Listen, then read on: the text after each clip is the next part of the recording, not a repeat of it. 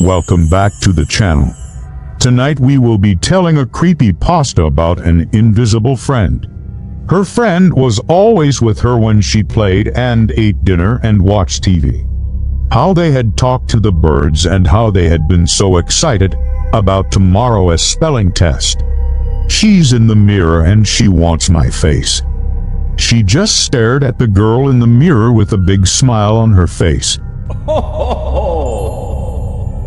They searched everywhere, but there was no sign of a struggle and no sign of their daughter. Her parents never gave up hope that she would be found alive. But 10 years passed and still no trace of her was ever found. Some people said that maybe Lily's friend was real and that she took Lily away. Others said that maybe Lily's parents had done something terrible to her. But the truth was nobody really knew. In fact, the only thing that was out of the ordinary was a single, tiny handprint that was left on the mirror. The baby monitor only had black and white, so they couldn't see the details, but they could see that she was standing in the dark, staring into the mirror. They pulled her away from the mirror and turned on the light. She had long, messy hair and was wearing a dress that looked like it was from the 1800s. The girl in the mirror waved to them and said, "Hi." Then she disappeared. She looked into the mirror and smiled. Then she turned to her parents and said, "I found her." There were no fingerprints, no footprints, nothing. The only thing they found was a small piece of paper behind the mirror that said, "Thank you for finding me." On it was a drawing of a girl with a big smile. Her parents were scared, but they knew they had to do something. Then they started talking to her, but she didn't respond. She just stared at the mirror. If you liked it, please leave a like and subscribe. Also, check out our other videos. We think you'll really like them too. Thanks again for listening, and see you soon. Why did she keep talking about wanting their daughter's face? But when they did, they saw her standing in front of the mirror again. This time she was holding a knife. She looked at her parents and smiled. They searched the house again, but they couldn't find anything. It was like the girl in the mirror had never even been there. "We're going to be best friends forever," she said. The girl's name was Emma. And since that night, Emma wouldn't look in the mirror. She's in the mirror. She's in the mirror and she wants my face. Then she reached out and touched the glass. It was cheap because nobody wanted to live there. But this family didn't care. They bought the house. But when the police measured it, it didn't match Lily's hand. They didn't know anything about what happened in the house. But they didn't care. Some people say that maybe they were both taken by the girl in the mirror, while others say that maybe the girl in the mirror was just a figment of their imaginations. Then they pretended to go to sleep. They waited and waited, but they never heard anything. She whispered to her parents, "She's in the mirror. She's in the mirror and she wants my face." Her parents were confused, but they thought that maybe she had just had a bad dream. So they hugged her and told her that everything was okay.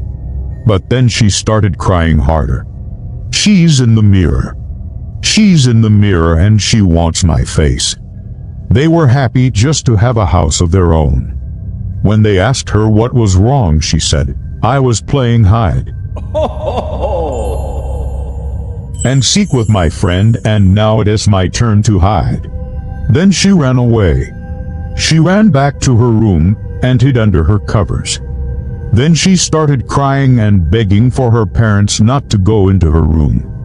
Her parents went into her room. They tried to talk to her, but she kept crying and saying, "Don't come near me. She wants my face. She wants my face." Her parents stayed there until sunrise, but Lily wouldn't come out from under her blanket. They listened patiently every night, and eventually they fell into the routine. They even asked questions like, "What did you do today?"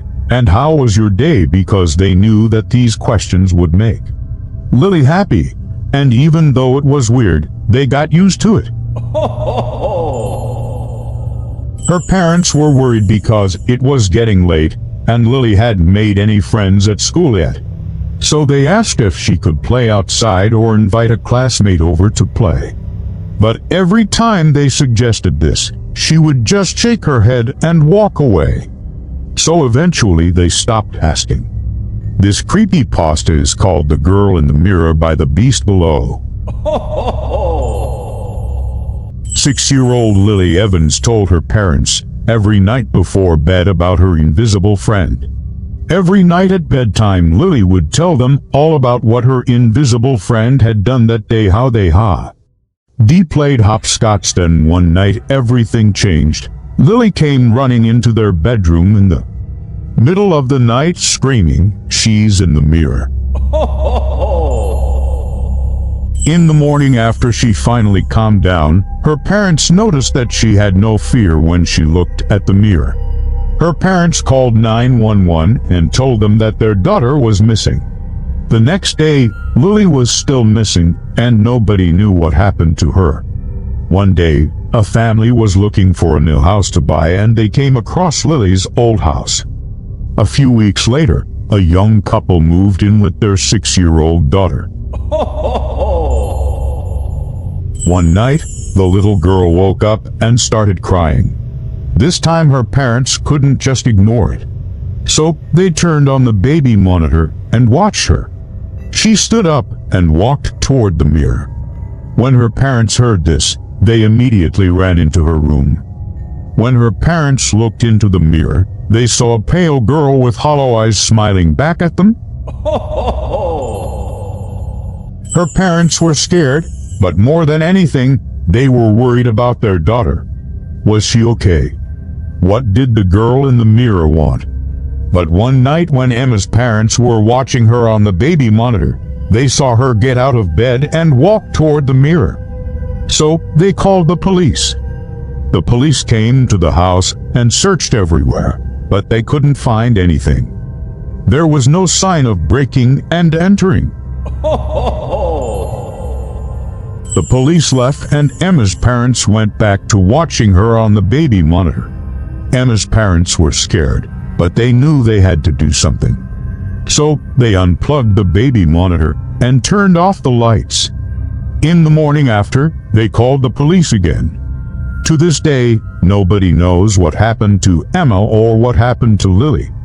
Hey guys, thanks for listening to this episode of Creepypasta.